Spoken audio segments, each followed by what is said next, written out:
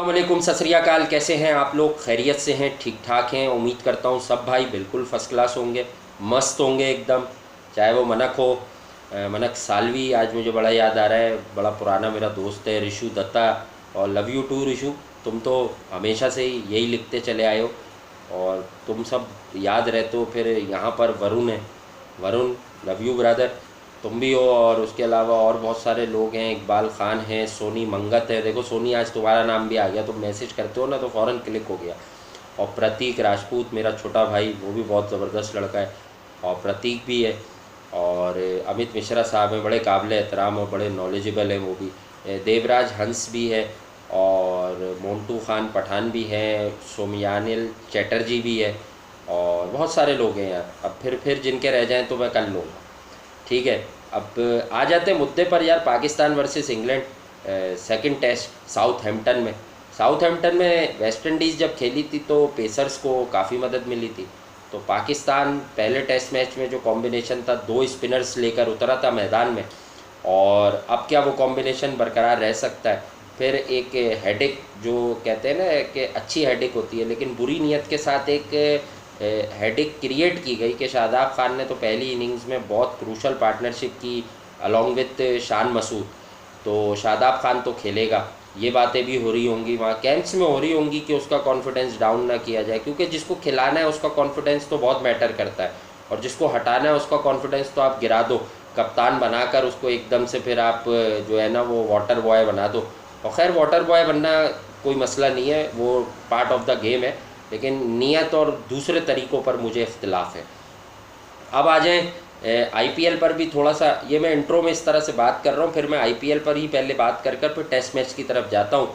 IPL UAE में होनी है, हम सब जानते हैं। ऑफिशियल स्केजुअल फ्रेंचाइजीज तक शायद पहुँचा दिया गया है, अब बाहर भी निकलेगा। और एक राजस्थान रॉयल के यार फील्डिंग कोच हैं, आई थिंक उनको कोरोना पॉजिटिव आ गया है। तो ये बड़ी ख़तरनाक बात है। आईपीएल से पहले के जो टीम मैनेजमेंट है या सपोर्ट स्टाफ है, उसको बड़ा आपको लुक आफ्टर करने की ज़रूरत है। अब देखें, एक को पॉजिटिव आया है, अब ऐसा ना अल्लाह ना करे कि कोई दूसरी तीसरी जगह से फिर किसी को पॉजिटिव आए। तो आईपीएल मैं हमेशा से आपको कह रहा हूँ, और मैं, लोग शायद किसी और वजह से चाहते होंगे, मैं इस वजह से चाहता हूँ कि क्रिकेट बचेगी। क्रिकेट में वो वाली दिलचस्पी आएगी, वो जो एक लीग होती है ना, उससे पूरा फील आता है। मुझे मालूम है कि जब पाकिस्तान सुपर लीग होती है, या जो इस बार लास्ट टाइम पाकिस्तान में हो रही थी, तो क्या जोशो खरोश था, एक फ़ील आता है। तो इंडिया जैसी बड़ी नेशन में एक फ़ील आएगा। यूएई में वो लीग हो रही होगी, पाकिस्तान में भी वो फॉलो हो रही होगी, श्रीलंका में, पूरी दुनिया में हो रही होगी। तो एशिया में एक बार फिर वो जो बिल्कुल पैशनेट किस्म का माहौल बनता है ना कि यार मेरी टीम, हर प्लेयर, यानी कि फिर कोई किसी का प्लेयर नहीं होगा। किसी गोरे प्लेयर को भी आप कह रहे होंगे, किसी वेस्ट इंडीज़ के प्लेयर को भी आप कह रहे होंगे, उसके लिए दूसरे से आप लड़ रहे होंगे, तो वो बड़ा अच्छा फील आता है। अच्छा, यूएई में आईपीएल है, तो मैं आज एक मुख्तलिफ बात करने की सोच रहा था और अब कर लेता हूँ कि यार यूएई में मुझे ऐसा लगता है कि जो स्लोइश विकेट्स हैं, यहाँ के बहुत सारे बेताज बादशाह हैं। यकीनी तौर पर आपकी टीम का बैलेंस भी बनना चाहिए। अब मैं अगले प्रोग्राम्स में आने वाले ना स्क्वाड वाइज डिस्कशन करूँगा, एक एक टीम लेके। आज मैं वो नहीं कर रहा, लेकिन मैं अपनी राय दे रहा हूँ कि महेंद्र सिंह धोनी, जिनको लोग एक्शन में देखने के लिए बड़े बेचैन हैं, बड़े बेताब हैं, आई थिंक कि महेंद्र सिंह धोनी की चेन्नई सुपर किंग्स को ऑलरेडी एक एडवांटेज चला गया है कि यूएई में आईपीएल होने जा रही है। और वहाँ आप कुछ भी कर लें, चंद मैचेस में अगर आप बड़ा अच्छा ट्रैक भी बना दें, तो बाद में विकेट्स का बिहेवियर होना वही है बॉस, जो मैं आपको माजी में बता चुका हूँ कि वहाँ का बिहेवियर होना है। स्पिनर्स वहाँ पर हमेशा रोल प्ले करते हैं। और जो आईपीएल का 2014 का जो एडिशन था, उसकी जो फर्स्ट लेग यूएई में हुई थी, वहाँ पर भी स्पिनर्स ने डोमिनेट किया था। बॉल फंस कर आता है, अच्छा स्पिनर्स के बाद फिर वो जो मुराद है वो पूरी कर देते हैं हम अपनी, कि गुफ्तगू का फिर हुस्न ख़त्म हो जाता है। यानी कि वो वाले सीमर्स भी जो ज़रा क्रॉस द सीम बॉलिंग करेंगे, variety, variation, back of the hand, और फिर वो नकल बॉल्स जो भुवनेश्वर कुमार या सिद्धार्थ कौल या फिर और लोग करते हैं, शार्दुल ठाकुर भी करता है। जी हाँ, आज शार्दुल याद आ गया है यार मुझे कि शार्दुल ठाकुर, तो शार्दुल ठाकुर भी करता है। तो धोनी के पास ये सारी चालाकियाँ मौजूद हैं, उनके तजुर्बे को देखते हुए। दीगर टीमों के पास भी हैं, फिर उनके पास स्पिनर्स हमेशा से होते हैं। इस बार भी उन्होंने सेंटनर वगैरह को आई थिंक उठाया है। तो ये है कि उनके पास से स्पिनर्स होते हैं हमेशा से चेन्नई सुपर किंग्स के पास, और धोनी ऐसे ट्रैक्स पर बहुत अच्छी तरह हैंडलिंग है उनकी। कप्तानी तो उनकी हर जगह बेहतरीन है, प्रूवन परफॉर्मर है पास्ट में, किसी को बताने की ज़रूरत नहीं है। आलमी सतह पर बहुत बड़ा परफॉर्मर, बहुत बड़ा कप्तान महेंद्र सिंह धोनी। तो आई थिंक कि मैं ऑलरेडी ये कहता हूँ कि मैं कोई फेवरेट आज करार नहीं दे रहा हूँ, अभी तो कंपैरिजन करेंगे, एनालाइज करेंगे फ्रेंचाइज वाइज, फिर बात करेंगे, अपनी अपनी राय देंगे, आप लोगों को भी उसका हिस्सा बनाएंगे, आप भी अपनी राय बताइएगा। लेकिन मुझे ऐसा लगता है, आप लोग अपनी राय दीजिएगा कि थोड़ा सा आईपीएल जो है ना होने का एडवांटेज अभी, बगैर अगर हम किसी चीज़ पर नज़र ना डालें, इवन स्क्वाड्स को भी ना चेक करें कि किसके पास तगड़े स्पिनर्स हैं या नहीं है, आई थिंक थोड़ा सा चेन्नई सुपर किंग्स के लिए हौसला अफजा खबर है कि यूएई में, क्योंकि चेन्नई सुपर किंग्स ने जब आरसीबी को चेन्नई वगैरह में फ़ाइनल हराया था, उसका सन एकदम जहन में नहीं आ रहा, लेकिन यह है कि वहाँ मुझे याद है जब अश्विन से गेल को आउट करा दिया जाता था बड़े मैचेस में, तो वहाँ पर भी स्लो स्ट्राइक बनाए जाते थे। वो चेन्नई की विकेट का माहौल ही ऐसा होता था। और धोनी क्या करते थे कि धोनी टॉस जीतकर आरसीबी से अगर मैच है तो आरसीबी को इन कर दिया और अश्विन को बॉल पकड़ा दी, और वो जानते थे कि गेल को पेस नहीं दो। और बड़े मैचेस में एक दो दफ़ा ऐसा हुआ, यानी कि आप कह लें कि जो वो क्या कहलाते हैं क्वालिफायर्स में हुआ और फाइनल में भी हुआ एक बार के, इस तरह से धोनी ने अपोजिशन को ज़ेर किया। तो धोनी की हैंडलिंग बड़ी कमाल है स्लोइश सरफेसेस पर, लो ट्रैक्स पर, कि जहाँ थोड़ा सा गेंद फंसता हो, आता हो, तो ऐसी जगहों पर बहुत कारगर हो जाते हैं बतौर कप्तान, क्योंकि वो बहुत अच्छा ब्रेन है क्रिकेट का। वो जानते हैं कि अपने पेसर्स को क्या कहना है, कैसे ट्रैक्स पर कहाँ बॉलिंग करो, और बिल्कुल पेस ऑफ द बॉल करो, या तुम किस तरह की वेरिएशंस के साथ बॉल करो, बैट्समैन को यहाँ खिलाओ ताकि उसका ज़ोर जो है वो ज़ाया जाए, मिड विकेट के एरिया को टारगेट करवाओ, बड़ी बाउंड्रीज़ को, ताकि वो कैच हो जाए, सामने के एरियाज़ को टारगेट कराओ, गेंद अच्छा मिडिल नहीं होता, फंस कर आता है। ये सब कुछ हमें देखने को कहीं ना कहीं मिलेगा। लेकिन हाँ, एक हौसला अफजा खबर, आईपीएल फैंस या वो मतवाले जो end of the day out पर भी इंजॉय करते हैं, लेकिन छक्के चौके ही जो है टी20 का हुस्न है, बिग हिट्स जब लगती हैं तो मज़ा आता है। आपको सबसे ज़्यादा इंजॉय आप तभी करते हैं जब आपके साथ ये सिनेरियो होता है। तो मैं आपको ये भी बताता चलूँ कि आपको जो सबसे ज़्यादा एक हौसला अफजा बात है आप लोगों के लिए, वो ये है कि मुझे ये मालूम है कि ये जब आईपीएल होगी उस सीज़न में बीच में आकर थोड़ा सा ड्यू फैक्टर भी इन्वॉल्व हो जाता है यूएई में। तो जब ड्यू फैक्टर होगा तो अब देखें मैचेस का स्केड्यूल क्या आता है। एक दिन में अगर डबल हेडर्स होंगे तो वो पहला मैच 4 बजे होगा, तो वो जो दूसरा मैच है उसमें आपको बड़ी हिट्स ज़्यादा देखने को मिल सकती हैं। वो ओवरऑल भी हाई स्कोरिंग मैच मिल सकता है बिकॉज ऑफ ड्यू, क्योंकि जब ड्यू होती है वो ज़रा सा फ्रेश कर देती है विकेट को। तो ड्यू वहाँ पर हमने माजी में भी देखा है कि अगर पड़ी भी है तो बहुत दूसरी जगहों जैसा इफ़ेक्ट नहीं लेती विकेट्स पर वो ओस, लेकिन ये है कि वहाँ कुछ ना कुछ बेहतरी आ जाएगी और दूसरी बल्लेबाजी वाले के पास एडवांटेज भी आ जाएगा और स्ट्रोक प्ले भी अच्छा होगा, क्योंकि फिर बॉल ज़रा अच्छा बैट पर आता है, तेज़ आता है, फ्रेश कर देती है थोड़ा सा वो सरफेस को, और बॉल अच्छा आता है।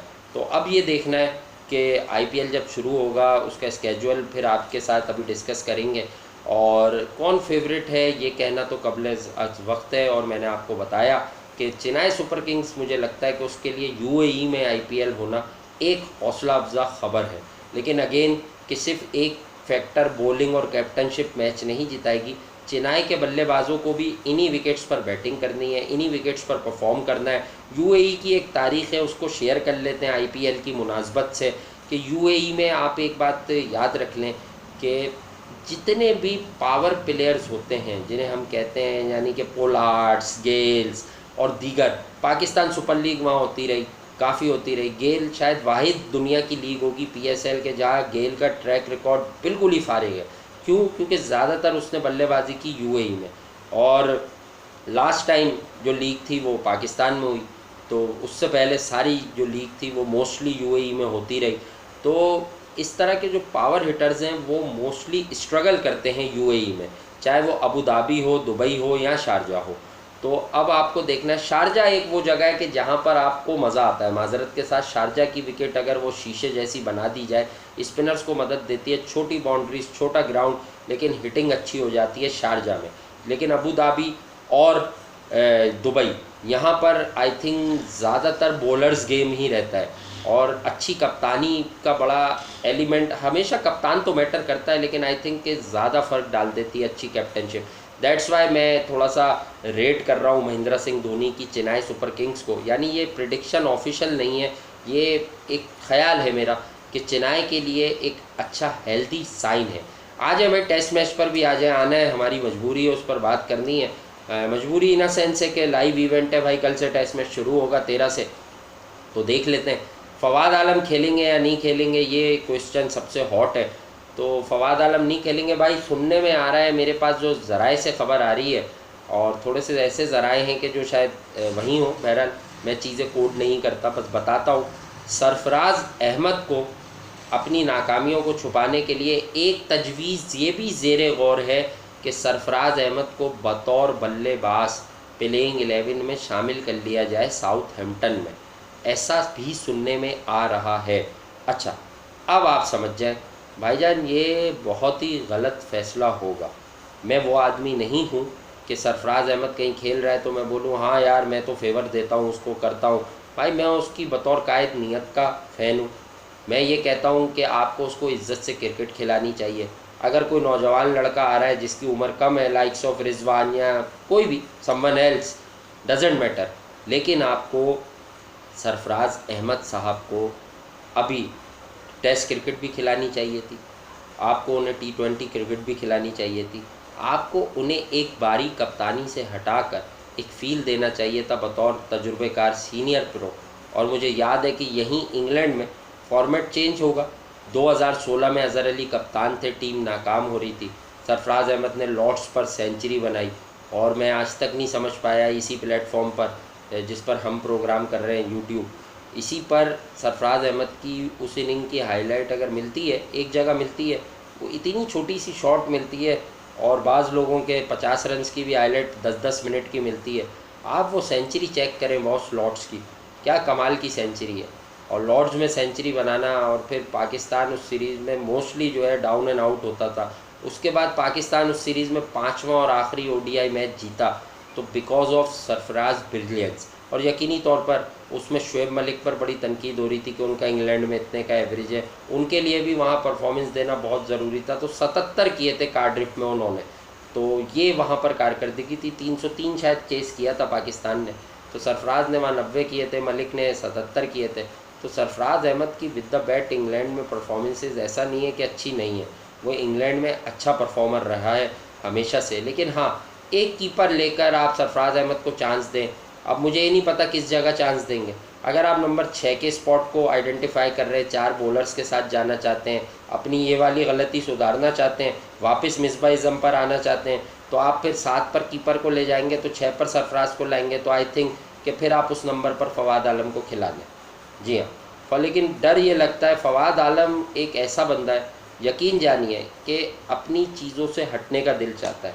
मैं इसलिए फवाद का कह रहा हूँ, हालांकि अगर सच पूछें तो 4-5 पर ही खेलना बनता है, बहुत टाइम लेता है, स्टे करने वाला प्लेयर है, गेम को चलाता है, और अभी तो वो मौका लेगा, तो अभी वो क्या गेम को चला पाएगा। अगर देखा जाए तो नंबर 6 पर मैं अपनी ही बात को अब वो कर रहा हूँ ख़त्म, कि मैं शायद जो सोच रहा हूँ वो इसलिए सोच रहा हूँ कि फवाद को बैट्समैन की प्लेस पर चांस मिल जाए, अगर ऐसी कोई थिंकिंग है, ऐसा कोई थॉट प्रोसेस है। लेकिन अगर सच पूछें तो वहाँ नंबर 6 पर अगर किसी बल्लेबाज को खिलाना है तो फिर सरफराज जैसे पर आप चांस ले लें, क्योंकि उसका काउंटर अटैक अच्छा है, वो नीचे से आकर गेम को चलाएगा। आउट होना होगा तो वो भी आउट हो जाएगा, अगर फेलियर लिखा है उसकी किस्मत में तो फेल हो जाएगा, लेकिन वहाँ वो गेम को चलाएगा, क्योंकि वो गेम को चलाते रहते हैं। उनका स्ट्राइक रेट ये हम दावे से कह सकते हैं कि 60-70 तक तो रहेगा। सरफराज अहमद इसी तरह से बैटिंग करते हैं और कोई वे उन्हें आती नहीं है बल्लेबाजी की। डिफेंस भी करते हैं, लेकिन वो स्पिनर्स के अगेंस्ट भी हट कर कट मारेंगे, कवर मारेंगे, स्वीप करेंगे, मिड विकेट खेलेंगे, निकलेंगे, फीट यूज़ करेंगे। आता उन्हें इसी तरह है खेलना, पूरी ज़िंदगी वो ऐसे ही क्रिकेट खेले, ठीक है ना। तो वो जाएंगे अपने स्ट्रोक्स पर, स्क्वायर ड्राइव मारने की कोशिश करेंगे ऑन दी। अब फास्ट बॉलर को एज कर गया तो उनकी किस्मत है कि अगर पेट कर गई चीज़ें, तो टेस्ट क्रिकेट में काफ़ी परफॉर्म किया उन्होंने, सैकड़े लगाए में, तो वो इसी तरह से खेलते हुए ही लगाए में। ऐसा नहीं है कि अपने गेम को चेंज किया, चाहे वो अब उनका श्रीलंका का 100 या ऑस्ट्रेलिया के खिलाफ UAE का 100, और वनडे क्रिकेट भी वो ऐसे ही खेलते हैं। तो आई थिंक कि नंबर 6 पर फिर यूटिलिटी शायद सरफराज की बन जाती है। ये मैं उस सोच पर बात कर रहा हूँ कि अगर लोग कहते हैं कि सरफराज खेलेंगे, लेकिन अगर आप ऊपर से बात करें तो मैं ये कहूँगा कि आप की नीयतें आया हैं, सबको पता है कि आप लोग क्या ड्रामा चला रहे हैं। टीम मैनेजमेंट की मैं बात कर रहा हूँ, लेकिन आपको कोई पकड़ने वाला भी नहीं है, कोई पूछने वाला भी नहीं है भाई, ये भी सच्ची बात है। लेकिन हाँ, वो आसान हदफ है। आप चाहें तो अपने ऊपर से इंजमाम भाई की जो तोपें आपके ऊपर आई थी अभी आखिरी, तो आप उनको ज़रा ठंडा कर सकते हैं ताकि वो मैनेजमेंट की किसी न किसी तरह तारीफ़ कर दें अपने किसी प्रोग्राम में। तो बात यह है कि इमाम उल हक को आप खिला सकते हैं, लेकिन ज़्यादती होगी भाई। बहुत सारे बैटर्स फ्लॉप हुए हैं। आप ये जो खबर है ना कि आबिद अली की जगह इमाम उल हक को खिला लो, ये नहीं होना चाहिए। आबिद अली नौजवान आदमी है, आपको उसे प्लेयर बनाना है, वो बना हुआ है प्लेयर, आपको उसे इंग्लैंड में फाइन ट्यून करना है। अगर पहला टेस्ट उसका अच्छा नहीं गया तो आपको कम से कम उसको, हम तो कहते हैं पूरी सीरीज़ देनी चाहिए, लेकिन दूसरा taste like so many others Abid Ali का भी हक है। आपको आबिद अली को नहीं ड्रॉप करना चाहिए, ये मेरी तरफ से वाजे है। आपको आबिद अली को भी ड्रॉप नहीं करना चाहिए। और दूसरी बात यह है यार कि लास्ट में कि भैया अब मैंने बहुत बार, लोगों ने भी अब शायद इस बात को अंडरस्टैंड किया हो या नहीं किया हो, ये कोहली और स्मिथ और ये वाले सपने देखना छोड़ दो।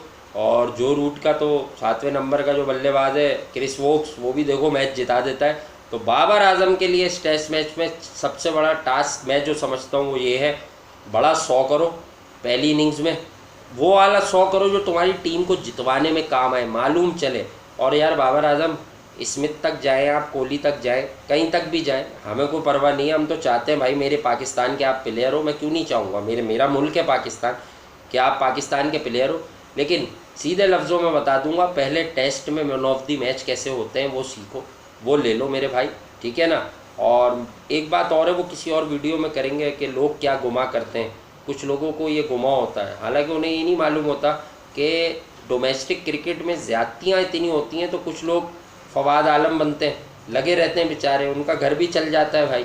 कुछ लोग पहले ही क्रिकेट को खैर बात कह देते हैं, वो समझ जाते हैं कि यहाँ तो अंडर 16 भी खेलने जाओ तो टीम तो पहले ही घर में बनी हुई है, आप जाके वहाँ मेहनत कर रहे हो, लेकिन आपने खेलना ही नहीं है। ये आप वहाँ नेट पर ही ट्रायल पर जाके समझ जाते थे, कम से कम हमारे टाइम पर हमने ऐसा समझा, ठीक है ना। तो लाजमी सी बात है, कोई और काम धंधा भी करना होता है इंसान को। बहुत सारे ऐसे दुनिया में लोग थे जो क्रिकेट में आप जैसों से बेहतर थे, लेकिन वो क्रिकेट को में आगे ही नहीं आए, क्योंकि उन्हें मालूम था इससे हमारा घर नहीं चलेगा भैया। यहाँ तो गेम बनी हुई है, यहाँ पर्ची चलती है, आज से नहीं चलती यहाँ की क्रिकेट में पर्ची, बहुत पहले से चलती है। तो बाबर आजम, अगर कुदरत ने आपको सलाहियत दी है, आप प्लीजिंग लगते हो, आइस को स्टिल हेड के साथ खेलते हो, अच्छा खेलते हो, तो अपने गेम को नेक्स्ट लेवल पर लेकर जाओ। लोग जो बातें कर रहे हैं, तुम तो रेट करते नहीं हो, लेकिन लोग तुम्हें जो रेट कर रहे हैं ना, वो बर्बाद कर देंगे। नासिर हुसैन वाले क्लिप्स ना सुनो, अपने एवरेजेस मत देखो 2018 से के बाद से कि तुमने कितना अच्छा किया है और तुमसे अच्छा किसी ने भी नहीं किया है, लेकिन तुम देखो वो जगह कि स्टीव स्मिथ कैसे टेस्ट मैचेस जितवाता है। तुम देखो कि विराट कोहली की बतौर कप्तान क्या एवरेज है। ज़रा मैं आपको आज ये भी बता दूं, अभी एक सिंक बनेगा ना, ज़रा अभी कोहली की कोई बात है नहीं, लेकिन मैं आपको ये बता दूं बतौर कप्तान फास्टेस्ट है वो, ज़्यादा रन्स करने वाला, सही है ना, कैलेंडर ईयर में सबसे ज़्यादा रन्स करने वाला, T20 में ज़्यादा रन्स करने वाला। तो इस तरह के रिकॉर्ड्स अचीव कर रखे हैं विराट कोहली ने। और मैं विराट कोहली की सिर्फ बात नहीं करता, आपने देखा है ना, लोग पंच लाइन में विराट और बाबर यही बात करते हैं, ये फिर वो राइवलरी वाला गेम हो जाता है इंडिया वर्सेस पाकिस्तान।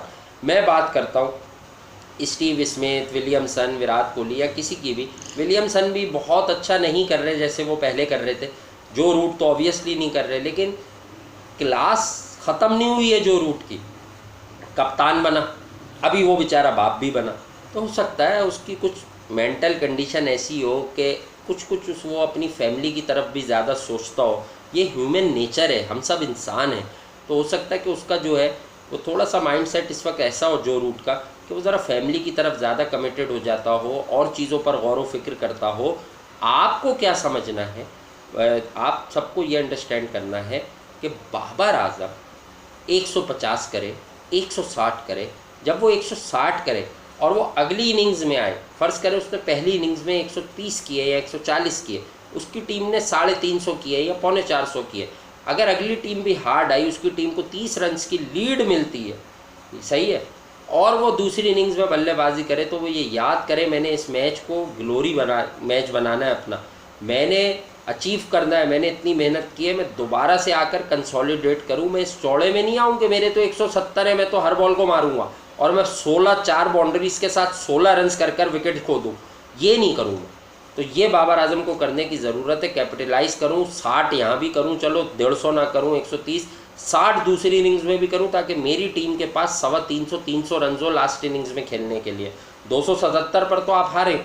तो अब बाबर आजम का माइंडसेट है ना, इम्तिहान है बतौर प्लेयर बाबर आजम का कि वो क्या बनना चाहता है। आया वो बस नाम का बड़ा प्लेयर बनेगा, जैसे इंजमामुल हक शुरू में आए थे, इमरान भाई ने बहुत ऊपर किया था और नो डाउट टैलेंट था, पेसर्स को बहुत अच्छा खेलते थे, सब कुछ था उनमें जो इमरान खान कहते थे, लेकिन वो उस दौड़ में फिर कहीं के नहीं रहे जिस दौड़ में तेंदुलकर थे, लारा थे, पॉन्टिंग थे। जो एक सच है वो मैं आपको बता देता हूँ, उन्हें 100 करना था भाई, 100 करना था, वो 100 उतने नहीं कर सके जितने उनमें थे 100, फिर फिटनेस के बड़े मसाइल थे।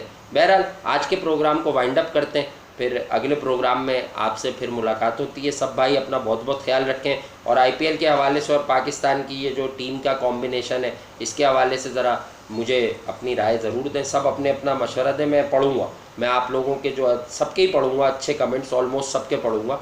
आप मुझे बताइएगा, मैं नेक्स्ट प्रोग्राम में आप सबकी जो बात थी वो शेयर करूँगा कल की वीडियो में। बड़ा मशकूर हूँ, इजाज़त दीजिएगा भाई, अल्लाह निगहबान, सत श्री अकाल।